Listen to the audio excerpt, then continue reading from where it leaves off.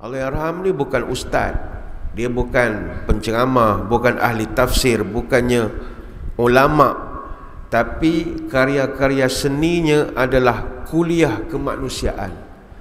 Ada nasihat yang dibalut dengan humor, ada teguran yang dibalut dengan alunan muzik, ada kebenaran yang dibalut dengan ketawa, ada maruah insan yang diperjuangkan melalui watak-watak marhain. Melalui skripnya, Allahyarham mengingatkan kepada kita, dakwah itu bukan mesti keras, tapi mesti jelas. Dakwah itu bukan perlu garang, tapi dakwah itu biar sampai. Dan Allahyarham mengajar kita satu perkara, kita boleh menyentuh hati manusia tanpa perlu marah-marah. Dan itu berjaya. Sebab itu dalam dunia ni tuan-tuan, dalam negara kita lah, Allahyarham P. Ramlee ni antara seniman yang paling banyak menyumbang karyanya melalui proses interpretasi dan gubahan sampai ke dunia media baru. Zaman sekarang orang gunakan petikan filem, lagu-lagu Allahyarham untuk nak dakwah kepada orang lain, ataupun untuk nak troll orang lain. Ni musim-musim pilihan raya ni, berapa banyak orang gunakan Allahyarham dalam kempen. Kalau pilihan raya yang dulu lah, pilihan raya umum dulu, berapa banyak karya Allahyarham digunakan dalam pilihan raya. Contohnya, hoi, hoi, ya, hoi. Itu kan P. Ramlee punya lagu. Tak guna lagu Michael Jackson, bayangkanlah. Ataupun kalau stiker WhatsApp, dah tua pun bodoh. Itu kan banyak digunakan. Orang tak guna, orang tengok tu tahu, pakai baju Melayu hitam, pakai songkok tepi pintu, dah tua pun bodoh. Biasanya stiker tu kita nak bagi kepada orang tua-tua yang tak reti-reti bahasa. Dah tua pun bodoh. P. Ramlee dimanipulasi di mana-mana. Ada berlaku apa-apa senario dalam negara, orang bandingkan, inilah P. Ramlee dulu pernah cakap gini. Sebab itu Allahyarham ini tokoh seni yang hebat. Dia adalah wajah kita, dia adalah nuraga kita.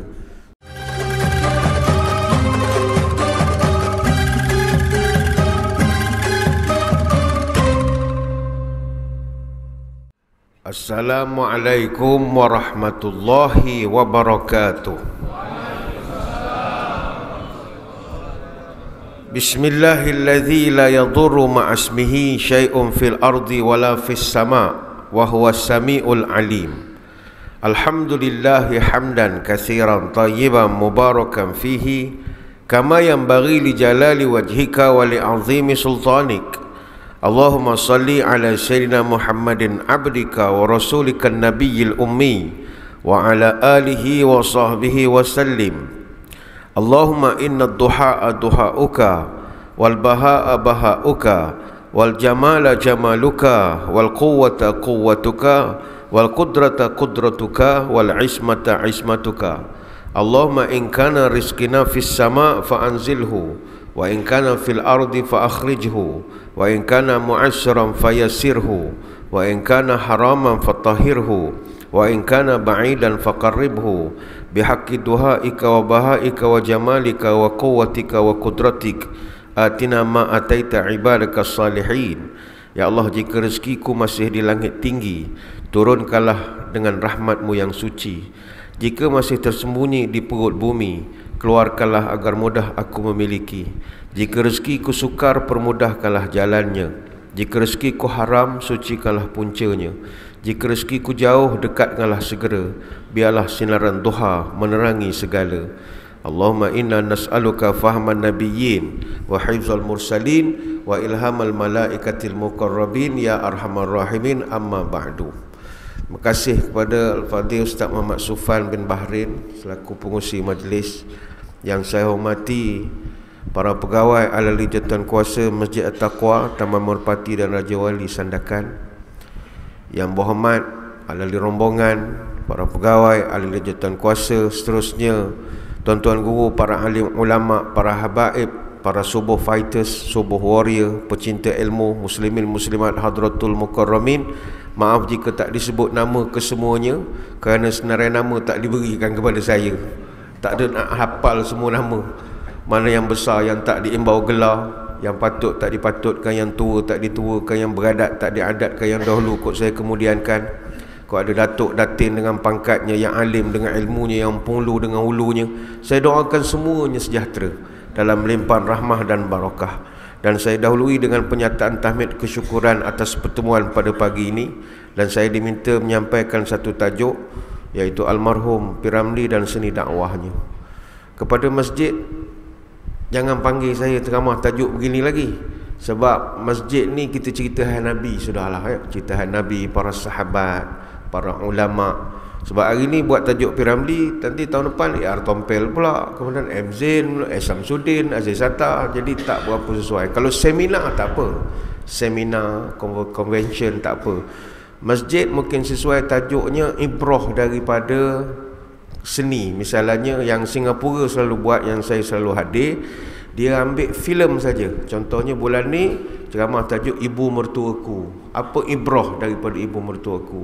Next month tajuknya Tiga Abdul. Apa? Jadi itu yang lebih mengambil pelajaran. Sebab saya kira tak semua orang suka dengan tajuk P.Ramlee, dan juga tuan-tuan mungkin suka, tapi ada orang tak suka. Nanti orang ingat saya Ustaz P.Ramlee pula nanti ya. Boleh, tak ada masalah. Tapi untuk spesifik kuliah subuh itu tak berapa, enggak marem gitu, tak berapa itu sangat. Hadirin hadirat sekalian, almarhum P.Ramlee dan juga dakwahnya. Pagi ini kita bercakap soal dakwah. Bila sebut dakwah, orang akan terbayang dakwah ni masjid, mimbar masjid. Dakwah ni mesti ada jubah, janggut, serban, kitab tebal, cakap Arab, ana enta. Pada hakikatnya tuan-tuan, dakwah ini bukannya mesti mimbar. Dakwah ni dia di jiwa kita, dalam hati kita. Sebab itu dakwah itu bukan hanya ilmu yang dibaca, tapi sentuhan halus yang boleh menggerakkan manusia. Sebab itu dakwah ni seni membaca suasana, seni memilih nada, memilih kata, seni bagaimana nak mengajak bukannya mengejek-ngejek, seni memikat hati sebelum nak menyentuh akal seseorang. Sebab ilmu itu memberi maklumat, seni itu memberi rasa, dan iman akan menunjuk arah. Kerana itu kita tengok para nabi, dia bukan dia setakat nak bawa wahyu, tapi dia memanusiakan manusia. Nabi Ibrahim, dia dialog dengan begitu lembut sekali. Nabi Musa berdiri dengan tegas berhadapan dengan Firaun dan sekutunya. Nabi SAW menawan hati manusia dengan akhlaknya. Jadi setiap Nabi ni ada seni gaya berbeza ya, tetapi dia punya rahsia sama, hikmah dan juga kasih sayang. Maka dakwah ini dia jangan sampai mengherdik. Kita beri nasihat, jangan sampai mencaci. Kerana dakwah ini dia bukan amarah, tetapi dia perlu sentuh kepada hati. Islam itu benar, dan yang benar itu indah. Tetapi kebenaran mesti disampaikan dengan hikmah. Kita bukan penghukum yang setiap masa mencari silap, tapi kita penyeru yang membawa harap. Biar kita tegas pada prinsip yang hakiki, tapi lembutlah pada tuktur dan juga aksi. Kerana dakwah itu perlu ramah, bukan dakwah yang marah-marah.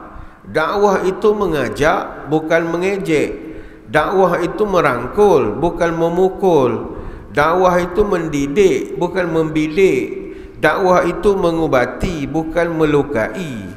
Dakwah itu mesti membina, bukan menghina. Dakwah itu mesti mengukuhkan, bukan meruntuhkan.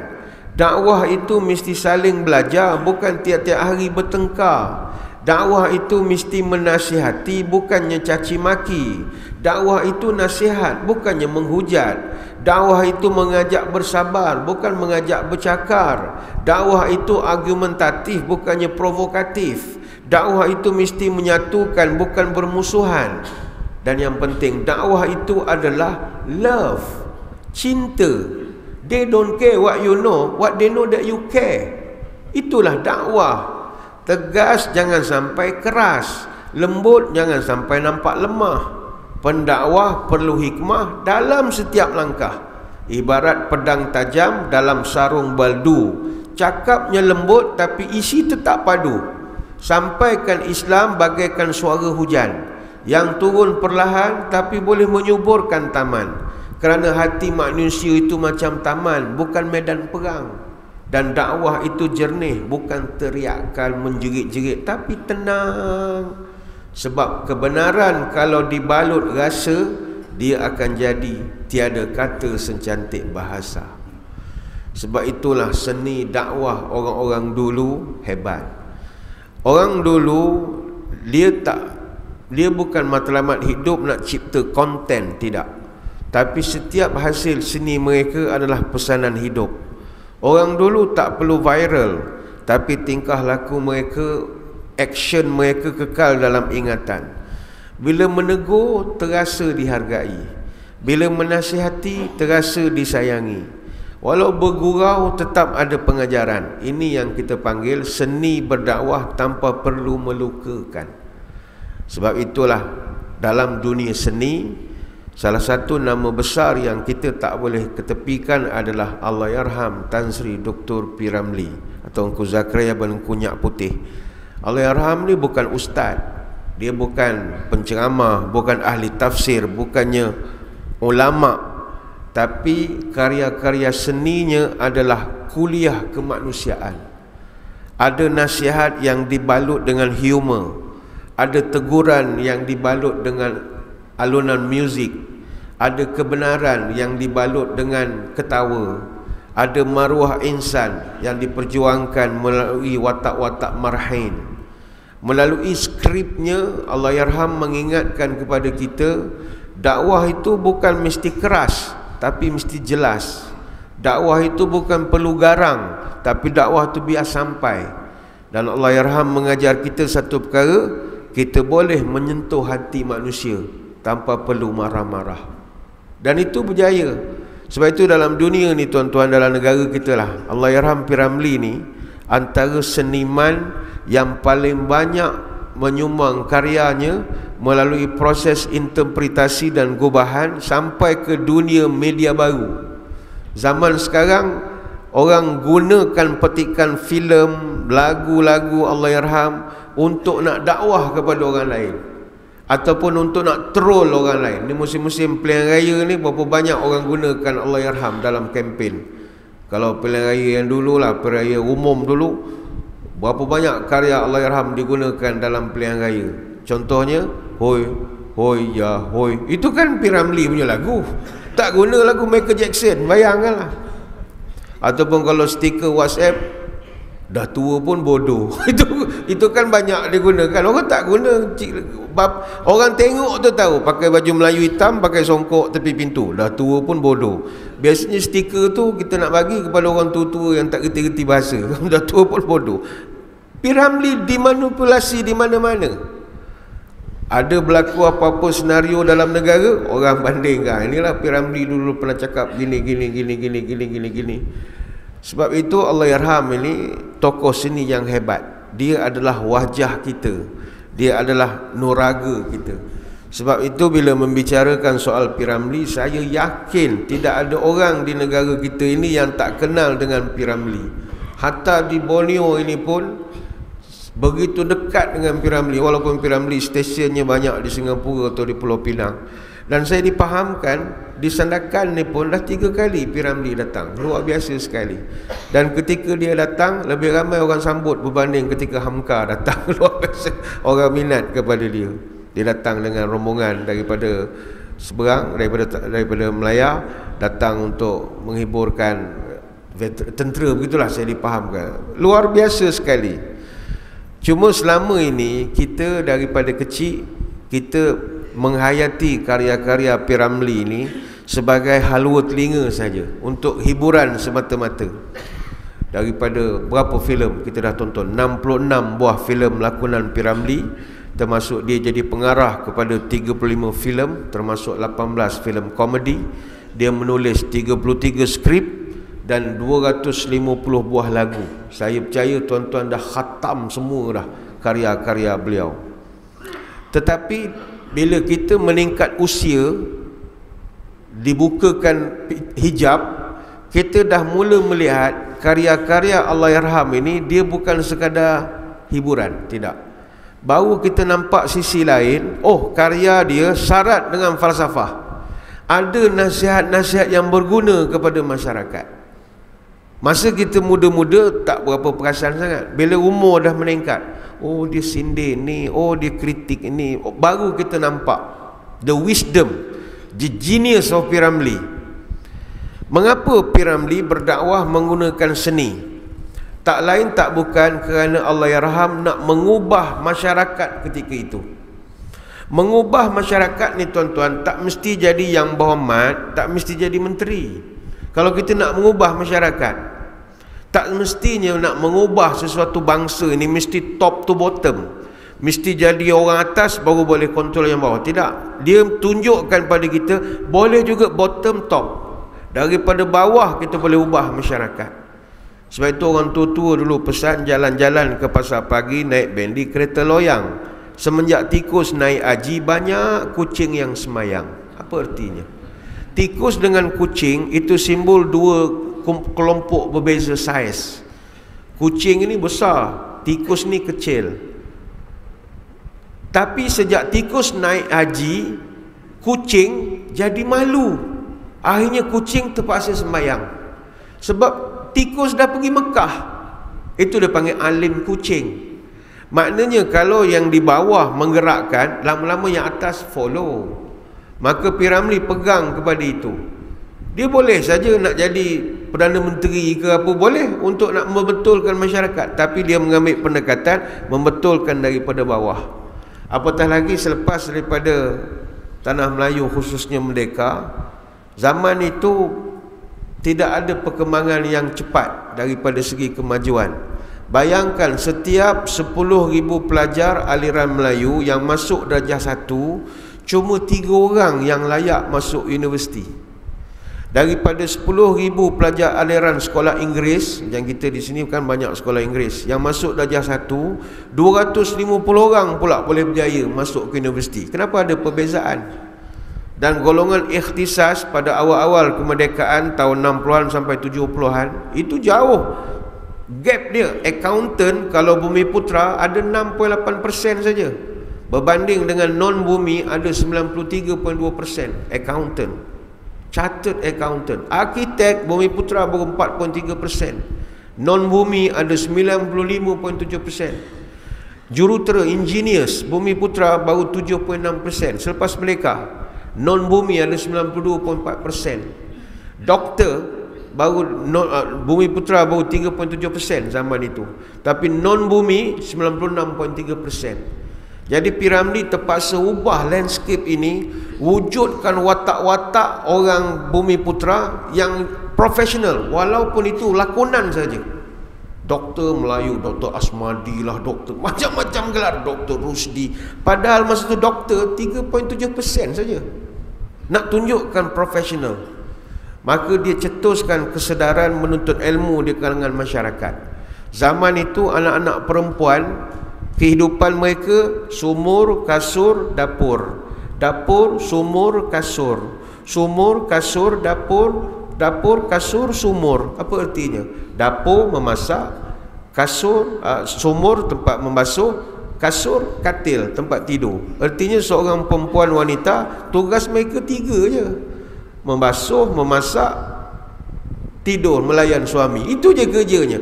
Tak ada nak keluar daripada kepompong. Anak-anak perempuan tak ada dia letakkan cita-cita tinggi. Lepas habis sekolah duduk rumah belajar masak, kahwin dengan orang kaya. Itu saja. Tak ada cita-cita sambung belajar. Tapi P. Ramlee tahun 60-an dia dah ubah benda itu. Dia menjalankan peranannya sebagai karyawan seni, mengatasi stigma itu. Kalau tuan-tuan tengok, buat pertama kali filem Penarik Beca, dia tampilkan watak Azizah. Muncul kali pertama babaknya di sebuah sekolah. Rupanya Azizah ni mengajar di sekolah, dan di sekolah itu ada banner tertulis motonya, mencerdaskan wanita harapan. Tahun 50-an. Watak begitu juga cerita Bujang Lapuk. Siapa yang bagi duit pada Bujang Lapuk? Pergi belanja, naik beca, pergi temudoga, interview kerja. Siapa yang bagi? Cik Normah dengan Cik Salmah. Masa tu perempuan yang fund duit kepada bujang lapuk nak mencari kerja. Dalam cerita Pendekar Bujang Lapuk, watak Cikgu Ros digambarkan dia seorang cikgu. Tahun 60-an cikgu perempuan ni rare. Mengajar pula di sekolah apa? Sekolah umum buta huruf. Yang datang semua dewasa. Huruf M tak kenal, huruf K tak kenal, huruf Ya tak kenal. Yang belajar laki-laki, yang mengajar perempuan. Dulu kita tengok tu babak lucu saja. Sekarang baru kita nampak, oh, dia nak mencerdaskan pemikiran. Perempuan boleh ajar orang laki-laki. Ini dakwah mencerdaskan umat. Zaman 60-an tuan-tuan, bangsa kita ni masih berada dalam kebodohan, kejahilan. Tetapi masalah bangsa kita adalah kita bodoh tapi tak mengaku bodoh. Sampai sekarang sama jugalah. Kita ni bodoh tapi tak pernah mengaku bodoh. Maka perjuangan nak mencetuskan kesedaran masyarakat menjadi intelektual itu susah. Tapi P. Ramlee ditunjukkan babak-babak tertentu, misalnya cerita Bujang Lapuk. 3 bujang lapuk ni sebenarnya bodoh sebenarnya, tapi tak mengaku bodoh. Contoh, mereka 3 orang ni buta huruf, tak pandai membaca, tapi tak pernah mengaku tak pandai. Dia tunjukkanlah juga dia tu palatau. Dia tunjukkan dia tahu. Contohnya babak ketika dapat surat daripada Rosnah. Dia minta maaf kan, maafkan kami. Okeylah, dia maafkan, dapat surat. Ramlee pegang surat, tak ada bunyi langsung. Pusing, kaca mata aku ketinggalan. Dia tak mengaku aku ni tak boleh baca. Kalau baca tak ada. Aziz ambil. Sekali syair dah. Al-Kisah, Sudin di sebelah, Thayyib.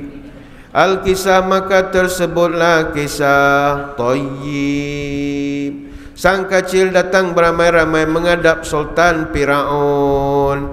Ramlee rampas, mana Firaun pakai sultan? Entah, kata dia. Kau ni 3 tak pandai baca, buta huruf. Dia marah. Dia ambil, Sudin ambil pula. Dia tuduh 2 orang kawan dia buta huruf. Dia ambil, dia pun baca. Sekali dia tulis Arab dah. Dia pun tak tahu juga. Ramlee kata Arab pun Arab lah, baca. Sudin bilang, okey aku baca ya. Wal padang pasiru ta'adudil pokok kayui panasu tariko. Aziz tanya, ya apa dah kok? Ni padang pasir tak ada pokok kayu, panas terik dah. Oh, dia percaya pula tu.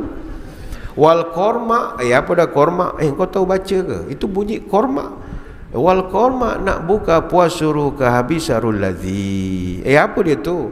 Buah korma nak bikin buka puasa sudah kehabisan. Percaya pula tu. Oh, sambung. Ku pandungi kiri kanan. Apa dah ni? Ku pandang kiri kanan.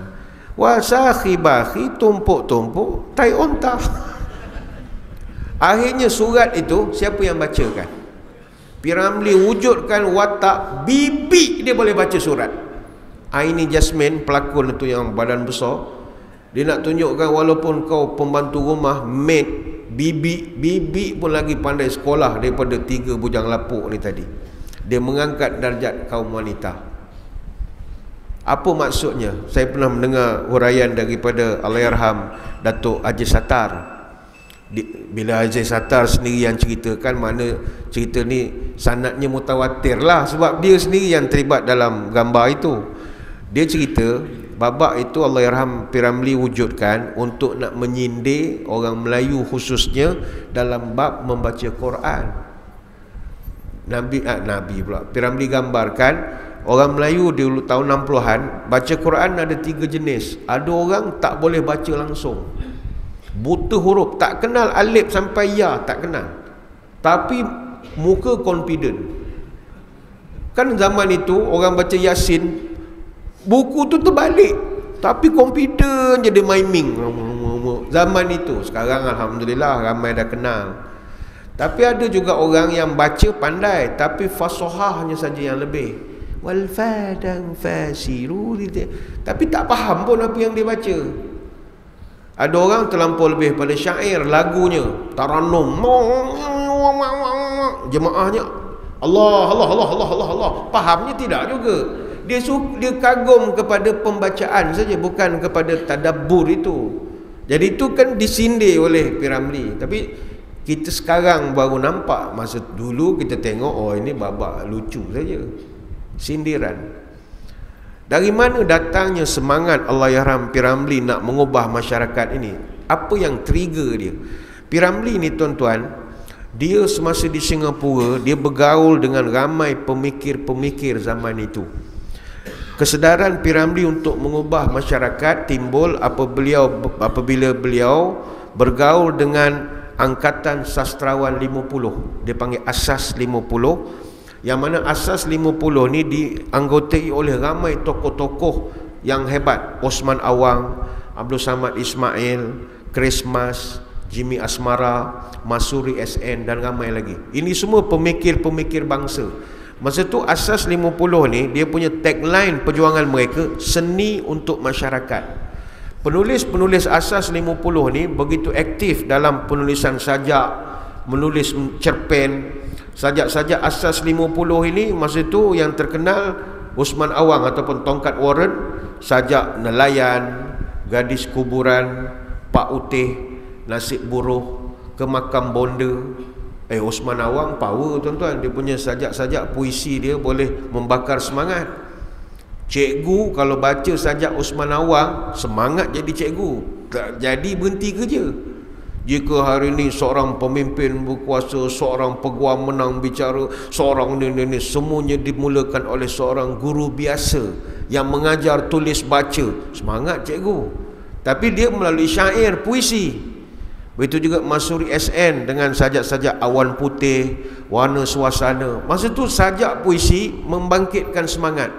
Sejak namamu menggetar rasaku kabar. Tapi tak semua sampai. Bukan semua orang boleh faham syair. Begitu juga penulis-penulis Asas 50 juga cergas dalam penulisan cerpen. Cerpenis Asas 50 yang terkenal Chris Mas. Dia menulis novel Mekar, Segar, Patah Tumbuh, kemudian Awan Sarkam, Samad Said. Jadi P.Ramlee dia bergaul dengan kumpulan ini. Tetapi agaknya dia melihat, kalau kau nak betulkan masyarakat dengan bahasa-bahasa bombastik ini, orang tak faham. Kau jumpa masyarakat, kau baca syair. Sejak namamu menggetar rasa, ku kabarkan pada angin, bawalah daunan kering terbang jauh dari hidupku. Ingin aku bersama awan. Apa benda dia cakap ni? Jadi dia fikir aku perlu buat satu benda yang orang boleh terima. Tak lain tak bukan seni dia lah, dengan filem dia, dengan lagu dia. Sebab itu pergaulan P.Ramlee dengan Asas 50 menjadi pencetus dia nak membetulkan masyarakat. Yang kedua, pergaulan P.Ramlee dengan tokoh-tokoh agama pada zaman itu. Allahyarham ini ketika wartawan tanya dia tentang sumbangan seni, dia sentiasa akan mengatakan bahawa segala kerja seninya, masa tu dia dalam 20 tahun dia buat seni, selama 20 tahun seni dia adalah seniman ketuhanan. Itu ayat dia. Saya adalah seniman ketuhanan. Itu ayat P.Ramlee. Orang masih memikir apa yang dia nak maksudkan sebagai seniman ketuhanan. Dia nak menunjukkan bahawa apa yang dia buat dalam bidang seni ini hubungannya dengan Tuhan. Segalanya dia nak mengajak kepada Tuhan. Semasa di Pulau Pinang, P.Ramlee pernah belajar dengan Syekh Abdullah Fahim. Syekh Abdullah Fahim ni antara ulama yang hebatlah di Pulau Pinang, pakar falak. Dan dia ni juga datuk kepada Allahyarham Pak Lah, Perdana Menteri kita, Syekh Abdullah Fahim. Begitu juga semasa di Singapura, P.Ramlee ni sering mengikuti Syekh Fadlullah As-Suhaimi, ulama besar juga di Singapura. Fadlullah As-Suhaimi ni pengasas PAS, dia ikut semualah. Yang Abdullah Fahim, UMNO, yang ni PAS. UMNO boleh, PAS boleh. Dia gabung kawan semua. Di Jalan Ampas pula, P.Ramlee selalu merujuk kepada seniman Haji Mahdi. Haji Mahdi ni Abdul Wahab abangnya tu. Haji Mahdi Masa tu, dia anak seorang ulama, dia arif dalam elok-elok agama. Dia ni anak ulama Nusantara terkenal, Syekh Muhammad Said Jamaluddin Al-Linggi. Jadi Haji Mahdi ni ilmu agamanya tinggi lah. Jadi P. Ramlee banyak bergaul dengan dia. Sebab itu P. Ramlee mengambil semangat untuk berdakwah, tetapi dia tidak mahu berdakwah dalam bentuk kita ni ceramah, ada serban, kopiah. Tak nak. Dia nak didik dengan medium seni, menggunakan seni. Sebab itu seni ni sebenarnya tuan-tuan boleh menjadikan seseorang tu jadi baik sebenarnya. Betul, tahniahlah saya ucapkan kepada masyarakat di Sandakan ni. Saya fahamkan dia ada tu Datuk Afandi tubuhkan Persatuan Dokumentari dan Filem Sandakan. Orang akan melihat, oh ini mesti nak hiburan apa. Tidak. Dokumentari, filem, seni, lagu, dia adalah medium untuk melakukan perubahan. Bagi contoh P. Ramlee, ya, dia menganggap agama ni tak sepatutnya jadi alat untuk memundurkan masyarakat. Agama tak boleh jadi sebab untuk melemahkan masyarakat. Sebab agama perlu jadi semangat menggerakkan masyarakat. Dia tak nak orang Islam bila dah masuk masjid terus tak nak fikir langsung hal dunia, akhirnya tak nak bekerja, gentel tasbih saja, hidupnya antara dinding ke dinding masjid. Itu tak sesuai. Orang Islam kalau kerjanya hanya tumpu kepada ibadat dia semata-mata, siapa nak bangunkan masyarakat? Sebab itu sahabat-sahabat Nabi ada 140,000 orang. Berapa makam sahabat Nabi yang ada di Mekah dan Madinah? Tak sampai 5,000. Mana pergi makam sahabat Nabi? Di luar Mekah, Madinah. Ada yang sampai ke China berdakwah, India, mungkin di Sabah pun ada sahabat Nabi. Kita je tak jumpa makamnya. Ada yang sampai ke sepadan Eropah. Kenapa mereka mati di luar Mekah, Madinah? Kerana mereka nak berjuang mengembangkan agama. Kalau sahabat Nabi pentingkan diri sendiri nak masuk surga, baik duduk Mekah. Duduk je Mekah, hari-hari tengok Kaabah, berdoa, matilah ke depan Kaabah. Gentil tasbih, tawaf, siap, gentil lagi tasbih. Minum zam-zam, gentil lagi tasbih. Harap mati di Mekah. Tidak, mereka keluar untuk nak cetuskan perubahan masyarakat. Sebab itu dulu Sunan Kalijaga atau Sunan Kalijogo, ketika dakwah disampaikan kepada masyarakat Jawa, orang Jawa ketika itu jadi malas pergi kerja. Jawa ni tuan-tuan, bangsa rajin kerja. Orang Jawa rajin tuan-tuan, rajin buat kerja kasar-kasar ni, dia orang kuat. Tapi bila dia dah masuk Islam, dia jadi malas. Malam dia qiyamul lail, lepas tu siang dia mengantuk. Dia tak boleh pergi kerja. Ladang ditinggalkan, dia duduk masjid gentil tasbih. Subhanallah, subhanallah. Memang bagus, tapi kenapa kau perlu tinggalkan kerja? Maka Sunan Kalijogo fikir, macam mana aku nak bagi semangat ni orang-orang ni. Dia bikin lagu. Lagu yang terkenal, Lir Ilir. Lir Ilir tu lagu suruh orang rajin kerja. Lir ilir, lir ilir, tandure wusumilir, tak ijo, royo royo, tak sengguh temanten anyar, tak sengguh temanten anyar. Lagu tu Sunan Kalijogo cipta untuk bagi semangat. Lir ilir ni maknanya bangunlah, bangunlah, bangunlah, tanaman dah bersemi menghijau bagaikan pengantin baru. Lagu tu Arab tiru, buat pula lagu Arab. Arab ciplak lagu Jawa. Ya Taibah, ya, itu lagu unta yang 10 rial jual kat Madinah tu kan, taruh bateri pusing. Ya Taibah, ya Taibah. Nak kasih semangat tuan-tuan, bukan senang. Bukan senang nak bagi semangat. Dan P. Ramlee juga menunjukkan agama ni bukan kita nak hukum orang. Agama ini dia suka kalau ditampilkan citra agama yang progresif, yang boleh bertoleransi terhadap kerencaman masyarakat, latar belakang pelbagai kaum. Kalau tuan-tuan tengok filem-filem P. Ramlee, sebab itu P. Ramlee layak diiktiraf sebagai tokoh perpaduan negara. Dalam filem dia mesti ada kaum lain. Dia boleh saja dalam filem tu buat 100% Melayu, boleh. Tapi dia rencah-rencahkan ada China, ada India. Kalau misalnya babak cerita Do Re Mi. Do Re Mi kan, Do tu malas kerja, main damaji kerja dia. Bini marah. Balik rumah tiba-tiba datang kutip hutang. Yang datang kutip hutang 3 orang. Pertama lelaki India, Chetty, pelakonnya Syarif Babu. Yang kedua Apek Cina, pelakonnya Osman Iod. Dia jadi Apek. Yang ketiga Pakcik Sewa Rumah, lakonan Bakar M. Boleh je nak kutip hutang itu lelaki Melayu je yang datang. Tak, dia ada watak Cina, ada watak Chetty. Cerita anak bapa Harun juga berhutang dengan Chetty, dengan India. Dalam cerita Seniman Bujang Lapuk yang bergaduh tengah malam laki bini, pasangan India. Dia rencam-rencamkan nak menunjukkan kepelbagaian. Sekarang Malaysia dah susah tuan-tuan. Kita anak-anak muda semua dah jadi fanatik kebangsaan, kenegerian kuat. Sekarang susah. Apa pun ni type apa, M lah, C lah, K, apa benda dah main type dah sekarang. Zaman sekarang. Ini bukan wayar telefon tuan-tuan, ada type C, type M. Tapi sekarang dah jadi begitu. Tak boleh, susah. Kalau tak kontrol nanti boleh jadi perpecahan nanti.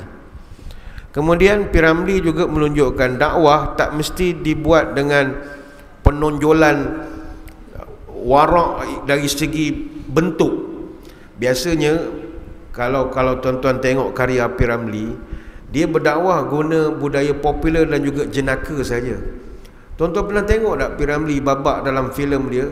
Dia pakai serban, doa atas sejadah, baca Quran nangis-nangis, ya Allah. Itu bukan cara dia. Kalau drama Melayu semua pesen macam tu. Kalau dah insaf semua atas sejadah nangis. P.Ramlee never. Dia tak perlu tonjolkan itu pun. Bila dah jadi baik datang masjid dulu, gentel tasbih, hangit tasbih tu. Tak ada. P.Ramlee bukan cara itu. Cuma ada satu filem saja P.Ramlee yang duduk atas sejadah, Anakku Sazali. Itu saja. Dia berdoa, ya Allah, siapakah yang bersalah, akukah ataupun siapa, sebab anak dia jadi jahat. P.Ramlee mendakwah dengan membuat jenaka je, tapi jenakanya itu boleh diterima. Ada di kalangan masyarakat yang agak skeptikal. Dia kata, boleh ke kita ni ketawa-ketawa ustaz? Tengok cerita P.Ramlee ketawa-ketawa. Ketawa ni kan Nabi tak bagi. La taqsurid dhahik fa inna kasratad dhahik tumitul qalba. Nabi pesan jangan banyak ketawa.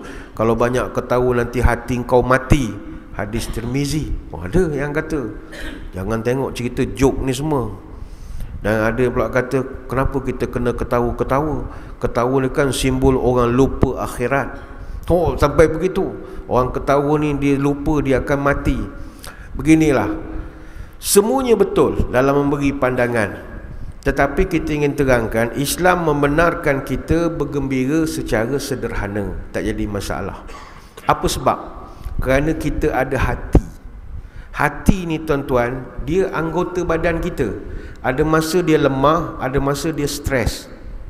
Macam tangan kita ada masa letih, penat, kita lenguh. Hati kita ni pun anggota badan yang ada masa dia jadi lemah dan letih. Maka senyum dan ketawa adalah kaedah menceriakan hati.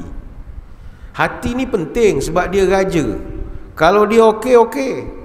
Sebab itu Abdul Fattah Al-Busti dia pernah bersyair, afdit ta'ba'akal makdudal bil jiddi rahatan yujammu wa'ilhu bisyai minal mazhi.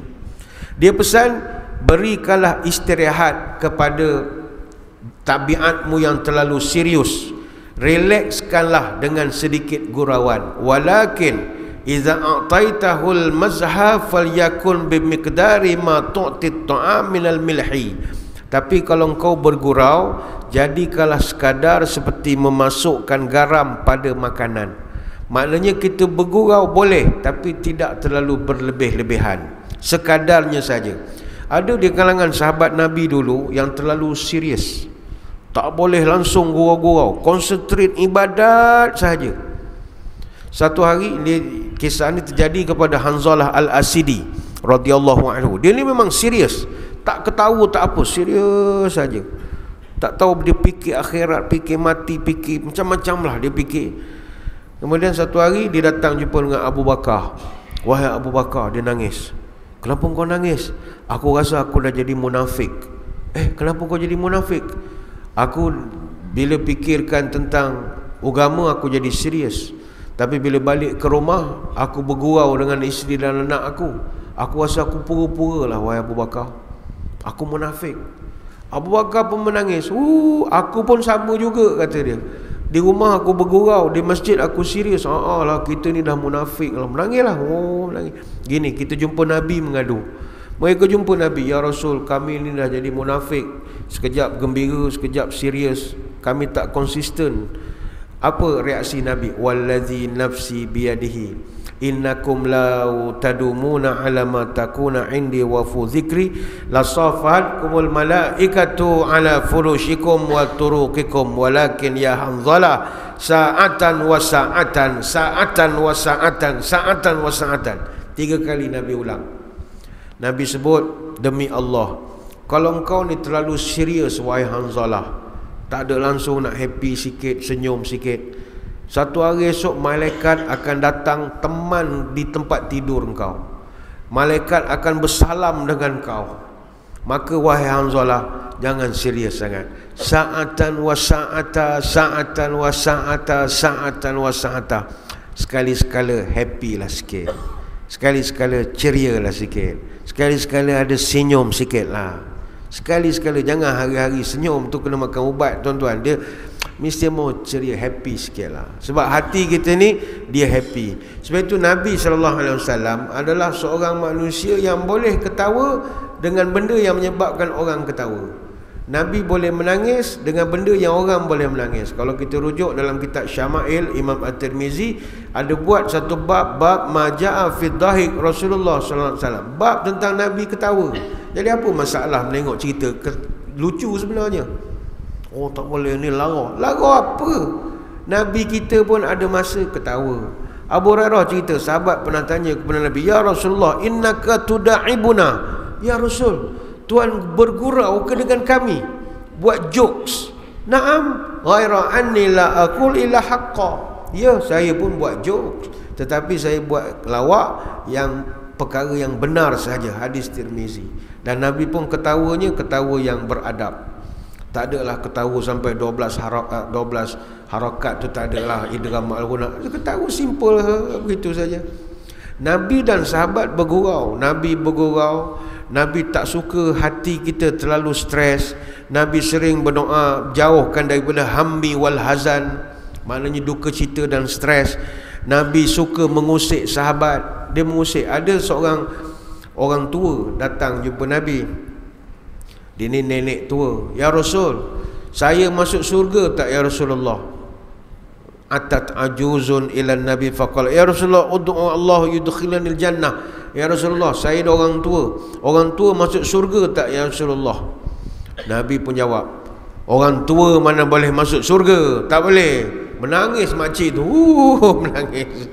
Kata, ya Ummu fulan inal jannata la tadkhulul ajuz. Orang tua tak boleh masuk surga lah. Nangis makcik tu. Makcik tu macam fras lah. Nabi kata, sekejap. Orang tua tak masuk surga sebab nanti orang tua semua dijadikan muda lah. Nanti makcik umur 25. Orang tua tak masuk sebab nanti jadi muda. Rupa Nabi bergurau, barulah makcik tu senyum balik. Ini hadis riwayat Imam Tirmizi. Dan Nabi bacakan petikan surah Waqiah ayat 35 sampai 37. Artinya Nabi bergurau. Sahabat juga bergurau. Ada masa mereka bermain kata-kata yang ganjil-ganjil. Sebab Sayyidina Ali pernah sebut, istirahatkanlah hatimu sekadarnya. Hati kalau tak gembira boleh jadi buta. Maka kita menonton P.Ramlee ini, kita untuk nak menghiburkan hati kita. Memang kadang tuan-tuan P.Ramlee ni tengok banyak kali pun boleh ketawa lagi sebenarnya. Walaupun cerita tu dah 80 kali lah kita tengok. Kalau cerita keluarga 69, babak Saidin Pekak bercakap dengan orang kaya bakar. Assalamualaikum pak, nak kapak. Kita pun ya suka pekak betul orang tu. Orang Assalamualaikum pak nak kapak pula dah. Bentuk dakwah P.Ramlee ni, pertama lagu dia. Kalau tuan-tuan tengok lagu dia, syarat dengan nilai tauhid, ada akhlak, kerohanian, keinsafan. Begitu juga daripada segi filem-filem P.Ramlee. Bila cerita tentang filem ni tuan-tuan, dulu tuan-tuan pernah dengar saya cerita tentang lagu juga P.Ramlee ambil daripada lagu-lagu selawat, dia buatkan lagu-lagu dia yang terkenal. Saya ingat itu semua tuan-tuan pernah dengar lah, ada yang diviralkan. Kalau filem dia memang wasilah dakwah. Ahmad Al-Bab tahun 68, Mas'ud Al-Buaya meminang Muharram, Safar dan Syawal. Itu dijadikan satu perbahasan hukum. Apa hukum wanita meminang laki-laki? Begitu juga babak Mas'ud Al-Buaya mendakwa kebahagiaan rumah tangga terletak di tangan dia, bukan di tangan Allah. Itu juga jadi perbahasan hukum. Babak Mas'ud Al-Buaya meletakkan nama Ahmad Al-Bab kepada cucu dia. Maknanya menerangkan kepentingan meletakkan nama anak dan juga cucu oleh bapa ataupun datuk. Penting meletakkan anak. Dan lagu dalam cerita Ahmad Al-Bab semua dakwah. Kita semua sepakat di kampung Hai Pening Lalat mengucapkan selamat pengantin baru. Kampung Pening Lalat kan kat Jalan Batu Sapi, Sendakan, Sabah. Jadi P.Ramlee 3 kali datang sini, nampak signboard, okeylah aku bikin lagu sajalah. Ana puji semua. Lagu tu memang syok betul lah. Anakku Zazali tahun 56, Babak Hasan dan Mahani lari ke Singapura untuk berkahwin. Apa hukum kahwin lari? Itu dibahaskan. Begitu juga Babak Hasan berjanji akan berikan segala kebahagiaan dan kemewahan kepada Zazali selepas kematian isterinya Mahani. Perbahasan tentang bagaimana cara mendidik anak, jangan berlebih-lebihan. Babak Zazali meninggikan suara kepada bapaknya Hasan, menyalahkan bapanya atas semua kesalahan yang dia buat. Itu dibahaskan dari segi apa hukum meninggikan suara kepada mak bapak. Cerita ibu mertuaku tahun 62, Sabariah tolak permintaan Nyonya Mansur untuk berkahwin dengan Dr. Asmadi. Boleh jadi perbahasan hukum. Apa hukum jodoh pilihan sendiri ataupun hukum jodoh pilihan keluarga. Babak misalnya Kasim Selamat, dia berpindah ke rumah bawah kolong milik bersama dengan Sabariah kerana tak mampu bayar sewa Pak Ali di Pulau Pinang. Jadi kita boleh ulas berkenaan tentang kewajipan nafkah seorang suami kepada isteri. Ataupun segmen babak Nyonya Mansur menasihatkan Sabariah mohon fasakh perkahwinan dengan Kasim Selamat untuk berkahwin pula dengan Dr. Asmadi. Ada perbahasan hukum fasakh di situ. Cerita Madu 3 paling disukai oleh orang laki-laki lah tahun 64. Jamil beritahu bapaknya Haji Latif, bapak mentuanya, dia menikah seorang lagi. Bapak mentuanya pun sporting, amin, doa lah. Dia suka. Apa hukum poligami? Dibahaskan. Babak Jamil mengarahkan Rafi berbohong kepada isteri-isterinya kalau ditanya macam-macam soalan. Mana isteri aku tanya, kau jawab, kesian. Teruk ke accidentnya Rafi? Kasihan. Macam mana lo gitu? Kasihan. Jawab itu je. Kau jangan jawab lain-lain, nanti pening nanti. Jadi boleh diberikan uraian tentang hukum suami berbohong kepada isteri. Boleh atau tidak? Itu satu bab. Boleh tak isteri suami bohong pada isteri? Boleh. Itu lain tahun kita bahaskan. Tak ada masalah. Dibenarkan. Ada 3 keadaan boleh berbohong kan? Pada isteri, kepada musuh dalam peperangan. Yang ketiga, mendamaikan kumpulan bergaduh. Boleh bohong. Ini lain tahun bahas. Babak Jamil menceraikan ketiga-tiga isterinya dengan talak 3 semasa terjun ke dalam sungai. Boleh dibahaskan hukum menjatuhkan talak 3 sekaligus dengan satu lafaz. Itu perbahasan hukum banyak. Tahun 59 P.Ramlee buat cerita Musang Berjanggut. Babak Sultan Alam Syahbana mengambil Nila bin Kelopak Salak menjadi anak angkat, seterusnya digelarkan sebagai Tun Nila Utama. Boleh dibahaskan hukum mengambil anak angkat dalam Islam dan apa hukum membinkan anak angkat kepada bapa angkat. Itu boleh dibahaskan. Begitu juga babak Datuk Bentara Mangkubumi mohon izin kepada Pusrawangi untuk datang ke rumah semasa ketiadaan Tun Nila Utama. Boleh diulas berkaitan hukum isteri membenarkan lelaki lain masuk ke dalam rumah, dalam bilik masa suami tak ada. Begitu juga babak datuk nikah kahwin berkata kepada Puspawangi, dia boleh pinda dan padam undang-undang mengikut kehendak dia. Boleh diulaskan hukum hakam ni syariat, tak boleh pinda. Sebab itu P. Ramlee ni begitu berani sekali, dia boleh kutuk ulama' tuan-tuan. Mana ada orang berani kutuk ulama' dalam dunia? P. Ramlee ya. Bukan kutuk lah, sindir. Cerita Musa Menjanggut tu dia sindir mufti tu. Siapa sebenarnya Musa Menjanggut yang duduk dalam peti? Mufti. Bab-bab last sekali buka peti, Sultan tengok, tengok mufti duduk dalam tu. Datuk nikah kahwin tu mufti lah. Dia kan boleh bilang sama Puspawangi, ini undang-undang kanda bikin, kanda boleh kasih padam lah. Apa jenis ulama' macam ni boleh tukar hukum siang malam? P. Ramlee dia berani. P. Ramlee tuan-tuan, dia sindir orang, dia perli orang tak kecil hati. Dia sindir UMNO berapa kali? UMNO relax je. Alif mim nun waw, alif tandang waw, sarkis. Dia boleh kata UMNO tu sarkis. Itu cerita pendekar bujang lapuk. Ada orang UMNO marah? Tak ada. Ada babak tu dipotong? Tak ada. Sebab orang ketawa je. Itu kelebihan Allahyarham. Dia boleh sindir orang, tapi orang tak kecil hati. Sekarang dah tak boleh lagi. Tuan-tuan sindir terus kena gam saja. Sebab mungkin kita tak ikhlas dalam menyindir. P. Ramlee dia ikhlas. Cerita Nujum Pak Belalang tahun 59. Babak Pak Belalang malas kerja. Itu kan hukum dalam Islam, mesti bekerja. Belalang mencadangkan kepada bapaknya Pak Belalang menyamar menjadi ahli nujum. Apa hukum menjadi ahli nujum? Tukang tilik. Babak dua perompak nyawa dan badan, gunakan ilmu pukau untuk merompak istana. Apa hukum guna ilmu pukau dan juga sihir? Sebab itu dia beri pandangan agama yang mencerahkan tapi tidak menghukum. Dia mengkritik orang kaya dan bangsawan yang tidak prihatin kepada orang susah. Tuan-tuan kalau perasan cerita P. Ramlee semua kritik orang kaya yang zalim. Sebenarnya banyak kita nak bercerita, panjang pula uraian pagi ni. Walaupun banyak nak diceritakan, tapi yalah kita pun nak sarapan dan sebagainya lagi. Jadi buat kesimpulannya tuan-tuan sekalian, almarhum P. Ramlee dan seni dakwahnya adalah perkara yang sangat menarik. Kita ketawa menengok cerita P. Ramlee bukan sekadar kita ketawa, tapi kita mentertawakan diri kita sendiri. Sebenarnya bila kita tengok babak-babak bodoh ke apa, akulah tu bodoh aku, kita akan ketawa sebenarnya, kita mentertawakan diri kita sendiri.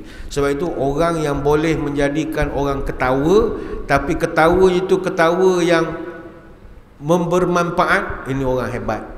Maka marilah sama-sama kita menghadiahkan bacaan umul kitab surah Al-Fatihah kepada Allahyarham P. Ramlee Tengku Zakaria bin Tengku Nyak Putih ini, kerana jasa-jasanya menceriakan kehidupan kita di kampung orang susah. Tapi filem-filem dia, lagu dia sentiasa dalam memori kita, terkenang pengalaman masa kecil sampai sekarang. Rabbana taqabbal minna bisyiril Fatihah.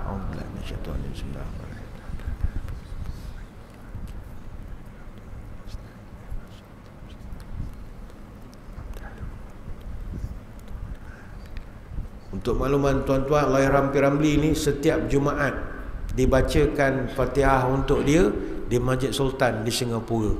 Masjid Sultan Singapura, sebelum solat Jumaat, mereka akan sedekahkan Fatihah kepada seluruh alim ulama di Singapura. Habib Noh, Habib itu, Habib. Salah satu nama yang akan disebut Tengku Zakaria bin Nyak Putih. Ni sumbangan dia. Kita semua P. Ramlee ni dekat. Sebab P. Ramlee ni dia muncul di rumah kita, kaca TV. Orang yang selalu muncul di rumah kita, kita rasa dekat dengan dia. Sebab agak daripada kecil kan cerita Doremi, bujang lapuk dan macam-macam lagi. Jadi kita tutup dengan doa, moga majlis diberkati ilahi. A'udzubillahi minasyaitonirrajim. Bismillahirrahmanirrahim. Allahumma salli wa sallim ala sayyidina Muhammad salatan tukhrijuna biha min zulumatil wahmi. Allahumma tawil umurana wa sahih ajsadana wa nawwir qulubana wa thabbit imanana wa ahsin amalana wa wasi' arzaqana wa ilal khairi qaribna wa li syarri ab'idna wa qdi hawaijana fid dini wad dunya dunya wal akhirah innaka ala kulli syai'in qadir.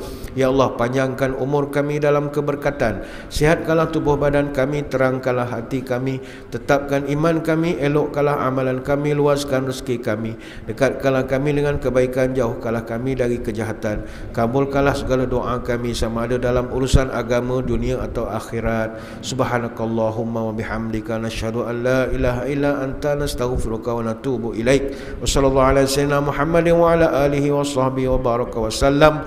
Alhamdulillahi rabbil alamin. Mohon tuan-tuan mendoakan perjalanan saya balik ke Pahang selamat. Saya terbang ke Kuala Lumpur, kemudian Kuala Lumpur terbang pula ke Kuantan. Moga-moga selamat sampai mudah-mudahan. Sekadar itu, assalamualaikum warahmatullahi wabarakatuh. Wallahu a'lam.